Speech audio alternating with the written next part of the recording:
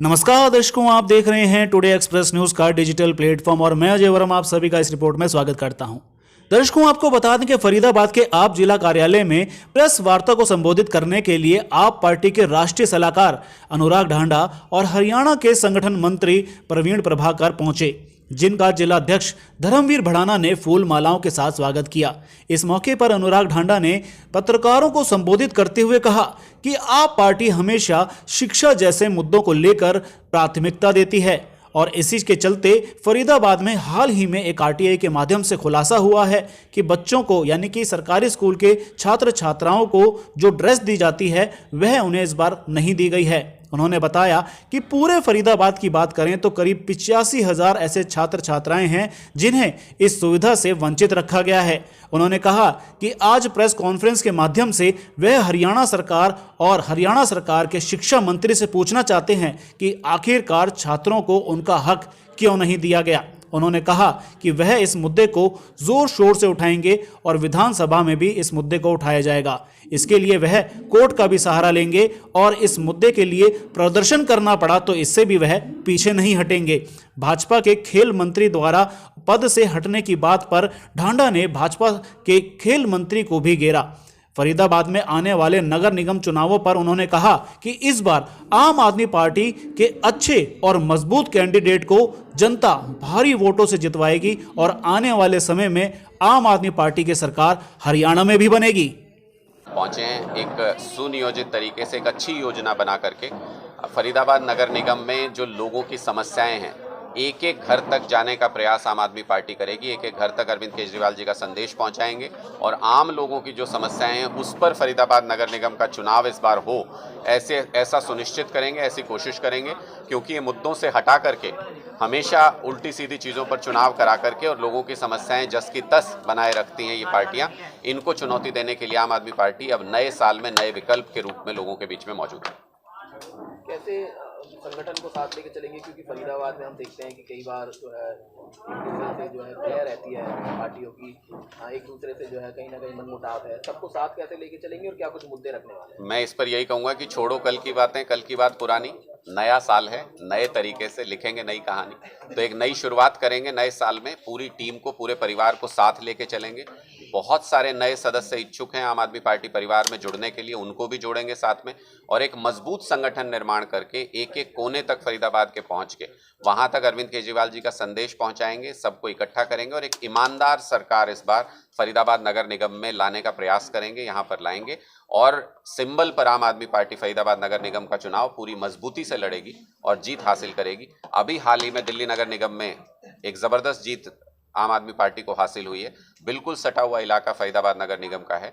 लोग वहां उस तरफ देखते हैं तो वो समझते हैं कि 15 साल का जो भ्रष्टाचार का शासन था भारतीय जनता पार्टी का, उसको हरा करके आम आदमी पार्टी वहां पर शानदार काम की शुरुआत मेयर बनने से पहले ही हमारे पार्षदों ने वहां पर सफाई किस तरीके से करनी शुरू कर दी है, उसको देखते हुए लोगों में भारी उत्साह फरीदाबाद के अंदर भी है, क्योंकि यहाँ भी समस्याएं वही हैं। हर तरफ गंदगी फैली हुई है, हर तरफ भ्रष्टाचार फैला हुआ है।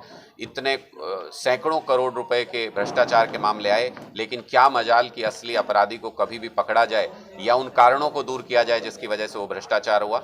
इसलिए लोगों में अब जबरदस्त उत्साह इस बात को लेकर के है कि एक बार झाड़ू को लेकर के आना है ताकि इस भ्रष्टाचार की सफाई हो सके। खेल मंत्री पर आपने कुछ बात कही थी अपने संबोधन में।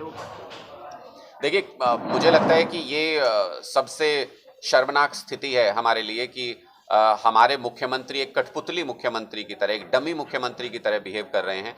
कोई मंत्री, मैंने आज तक ये तो सुना था कि मुख्यमंत्री आवंटित करते हैं विभाग मंत्रियों के बीच में कि इसको ये विभाग दिया, इसको ये विभाग दिया, लेकिन मैं पहली बार अपने जीवन में सुन रहा हूं कि कोई मंत्री मुख्यमंत्री के पास जाकर के अपना विभाग उनको कुछ दिन के लिए सौंप करके आ गए कि मैं कुछ दिन इस पे काम नहीं करूंगा और जब इसके बाद जब मुझे लगेगा ठीक तो मैं वापस आपसे विभाग ले लूंगा और इस पे काम करूंगा। मुझे लगता है कि संदीप सिंह को जिस तरीके से उन्होंने जो महिला कोच हैं उनके साथ उत्पीड़न किया, ऐसा आरोप लगा उनके ऊपर, उनको तुरंत प्रभाव से बर्खास्त किया जाना चाहिए और पुलिस को अपने तरीके से कार्रवाई करने की खुली छूट होनी चाहिए। चंडीगढ़ में मामला दर्ज है, वहां की पुलिस पूछताछ करे तो कहीं उनका मंत्री पद आड़े ना आए। ये जिम्मेदारी भारतीय जनता पार्टी की है, लेकिन ये देख करके दुख होता है कि जो भारतीय जनता पार्टी कहती थी बेटी बचाओ बेटी पढ़ाओ, वो भारतीय जनता पार्टी इस पूरे आरोप पर चुप्पी साधे हुए, मुख्यमंत्री चुप हैं, सारे मंत्री चुप हैं, भारतीय जनता पार्टी के सारे नेता चुप हैं। मुझे लगता है कि इससे शर्मनाक कुछ नहीं हो सकता कि मुख्यमंत्री को अपने एक मंत्री की गलत हरकत पर उसको बर्खास्त करने के लिए दिल्ली की तरफ देखना पड़े। हरियाणा की ऐसी स्थिति कभी नहीं थी कि वो उनको दिल्ली के आसरे रहना पड़े और मुख्यमंत्री को पहले दिल्ली आके इजाजत लेनी पड़े कि मैं क्या किसी मंत्री को हटा सकता हूं या नहीं हटा सकता हूं, जबकि एक महिला खुले तौर पर यह आरोप लगा रही है कि उन्होंने अपनी मंत्री पद का इस्तेमाल करके उत्पीड़न का काम किया। जहाँ जहाँ कांग्रेस रही है वहाँ पे आम आदमी पार्टी को भारी नुकसान हुआ और अभी राहुल गांधी जी की भारत जोड़ो यात्रा फरीदाबाद से गई है। क्या लगता है कि नगर निगम चुनाव में आम आदमी पार्टी अच्छा करेगी या कांग्रेस? देखिए, जहां जहां से राहुल गांधी जी की भारत जोड़ो यात्रा होकर के गुजरी, उनमें से आधी जगहों पे कांग्रेस तोड़ो अभियान चला। तो मुझे लगता है कि पहले उनको कांग्रेस जोड़ने का प्रयास करना चाहिए था और उसके बाद भारत जोड़ो यात्रा करते तो ज़्यादा सही रहता। हमारी शुभकामनाएं, आगे भी उनकी यात्रा चल रही है। लेकिन मुझे लगता है कि आम आदमी पार्टी अपनी एक अलग पहचान बना चुकी है।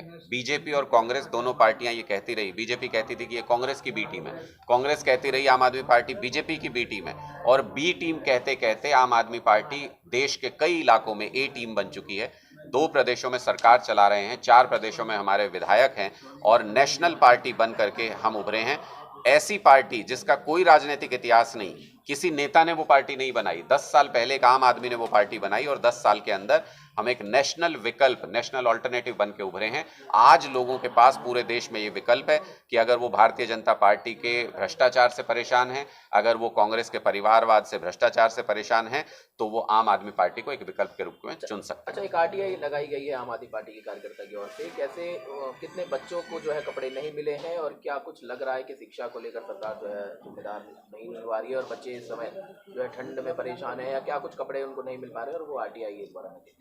देखिए, ये बेहद गंभीर मुद्दा है। जो शिक्षा का मुद्दा है वो आम आदमी पार्टी का प्राथमिक मुद्दों में से एक है। सबसे पहले उन मुद्दों को लेकर के आम आदमी पार्टी चलती है। और फरीदाबाद में जो मामला हमारे संज्ञान में आया है, इस मामले में करीब 85,000 बच्चे सरकारी स्कूलों में पढ़ते हैं। 225 के आसपास प्राइमरी स्कूल हैं और करीब 50 मिडिल स्कूल हैं, जिनके बच्चों को अभी तक जो उनका ड्रेस अलाउंस होता है, जो उनकी यूनिफॉर्म अलाउंस होता है, वो अभी तक नहीं दिया गया है। जिसके चलते कि इतनी ठिठुरती हुई सर्दी में भी ये बच्चे बिना ड्रेस के, बिना अपने स्वेटर के आने को मजबूर थे। गरीब बच्चे जो खुद से नहीं खरीद सकते हैं, वो सेशन खत्म होने में सिर्फ 3 महीने बचे हैं और अब भी अलाउंस का इंतजार कर रहे हैं। मुझे लगता है कि सर्दियों की छुट्टियों के बाद जब ये बच्चे आएंगे तो सरकार को थोड़ी बहुत भी शर्मिंदगी अगर है तो इनके अलाउंस को तुरंत उनके खाते में पहुंचाना चाहिए और इनको ये रिलीज किया जाना चाहिए। अभी तक शिक्षा विभाग के अधिकारी भी ये सही कारण नहीं बता पा रहे हैं कि क्यों ये अलाउंस नहीं दिया गया बच्चों को अभी तक।